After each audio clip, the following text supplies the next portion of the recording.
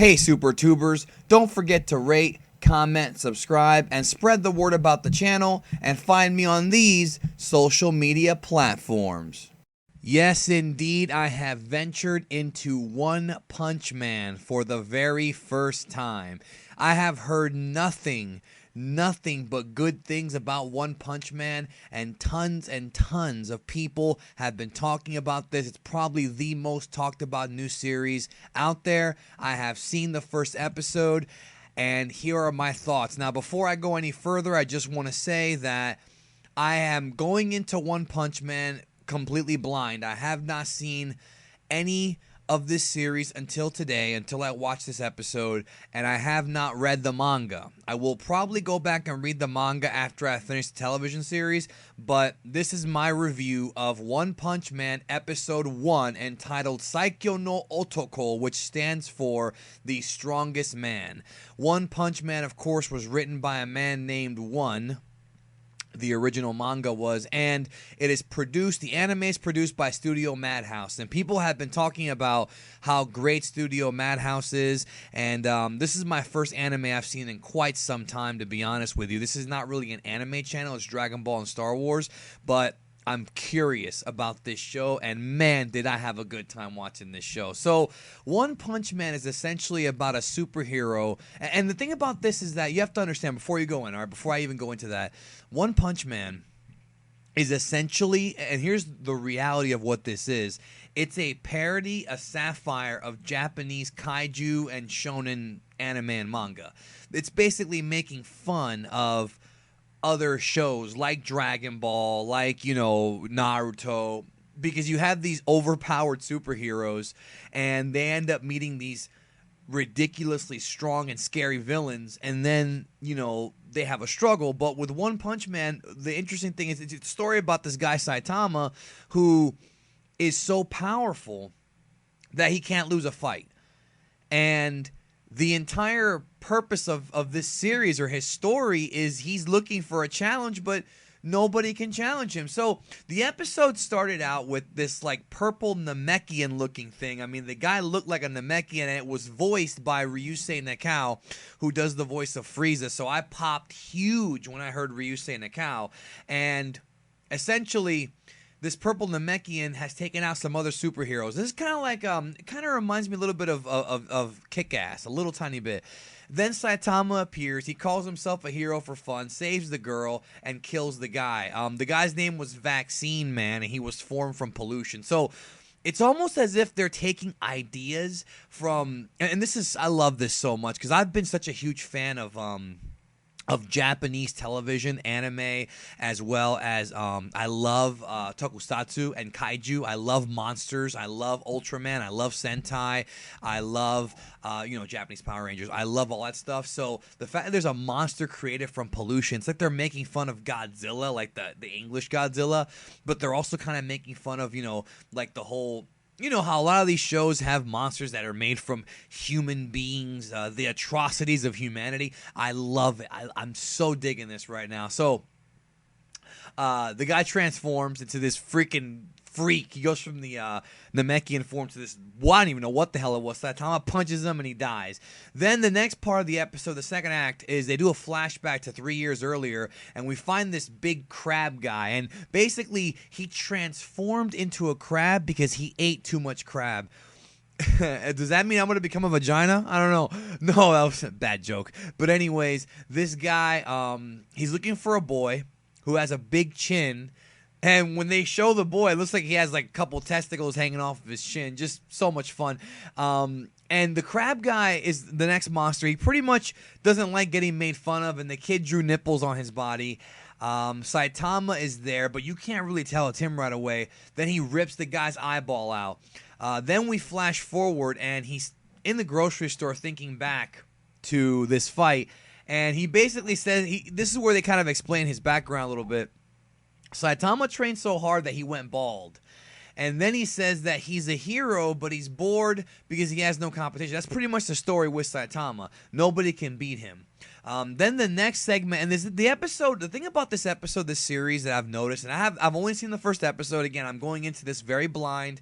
I know the gimmick of One Punch Man, but I don't really know kind of what happens. So I don't know anything. I'm going into this blind. Like I said, I'm a new fan, and I'm admitting that right now. I'm new to this series. Every episode has so much stuff happen in it, or at least not every episode. This episode, maybe it'll change later on, but this episode packed about 3 or 4 stories into this one episode, and it was all done to introduce us to Saitama, and that's very good writing. Episode 1, for people who haven't read the manga, now I know who Saitama is. Now I know that he trained to get that strong, which again, another shonen trope. And now I know that he can't be beat. The next segment is about this guy. He's a steroid freak, a gym guy. And I think his brother, it gives him like a steroid. And he becomes Biceps King. And he's all shredded. And Saitama takes him out. And then the next guy is this guy, like, if I remember correctly, it was Super Custom Yo. He gets fucking killed. And then the last segment to me was the coolest one. I know I've heard a lot of people tell me, they're like, oh man, when you get to the end of this episode, you're going to dig it because it's a lot of fun. Basically, Saitama, he kind of wakes up with his house being destroyed, and he's in his pajamas, and he escapes the house, and he sees this like big creepy thing called the Subterranean. And the Subterraneans reveal that they were underground for a long time. So I'm thinking, and now they're rising up from the underground. And now I'm thinking, wait a second, where have they been and why did they choose now? But that's answered later. So Saitama sees the Subterranean, but now it's not just one. There's a whole army of them. So he ends up taking them out in a beautifully animated scene. I had a lot of people tell me about the animation of Studio Madhouse. And guys, for those who have not seen One Punch Man, and I think a lot of my subs have, but if you're watching this video and you've never seen it before, it definitely is fantastically animated. Now, some people have compared the animations to Dragon Ball Super, and they've said, oh, well, it's not fair that this show gets animated better. Yes, I do think Studio Madhouse does do a better job, but you have to understand, guys, this series is only 12 episodes right now. It's seasonal arcs. Dragon Ball Super is ongoing. There's not going to be breaks except for once or twice a year, maybe 3 or 4 times a year. But other than that, Super's going to be running all year. However, with One Punch Man, they're going to break it up into seasonal arcs, which I actually wish that they would have done with Super, but that's a story for another video. Anyways, so he's fighting all these Subterraneans, and they have this awesome sequence of him in his pajamas. Then he ends up meeting the Subterranean King. Again, just the total, it's like they're not, at this point, it's like they're making fun of like RPGs and like video games. Because the monster, the Subterranean King, looked like something out of Final Fantasy. I mean, it was this monstrous thing, scary as hell, and of course, Saitama takes him out. But it's interesting because it almost seems like Saitama was being challenged. Like the whole thing was, oh wow, I'm actually being challenged. He's even bleeding during some of this fight. He's about to fight the Subterranean King. He takes out the other Subterraneans. He's about to fight the Subterranean King, but he wakes up and it was all a dream. And then he notices that there actually is an invasion, but he defeats their king in real life, and that was it. He's let down. There were so many bait and switches here. I really had a good time watching this. Like, now I know why everybody likes this show and this as manga. I will be checking out the manga if the series continues to give me this quality. This is just episode 1, so I really can't judge the entire series. But again, I'm going in this completely in the dark, so I will pretty much tell you how I feel, and I'll be reviewing these from time to time. I'm not sure if it'll be a weekly thing or if it'll be every couple weeks. I haven't decided yet, but overall, One Punch Man Episode 1, Season 1 gets a thumbs up from me. Let me know in the comment section below. I know I might be late to the party, but let me know, number 1, did you like this episode? And number 2, does it get worse or does it get better? Try not to spoil it for me. I would appreciate that.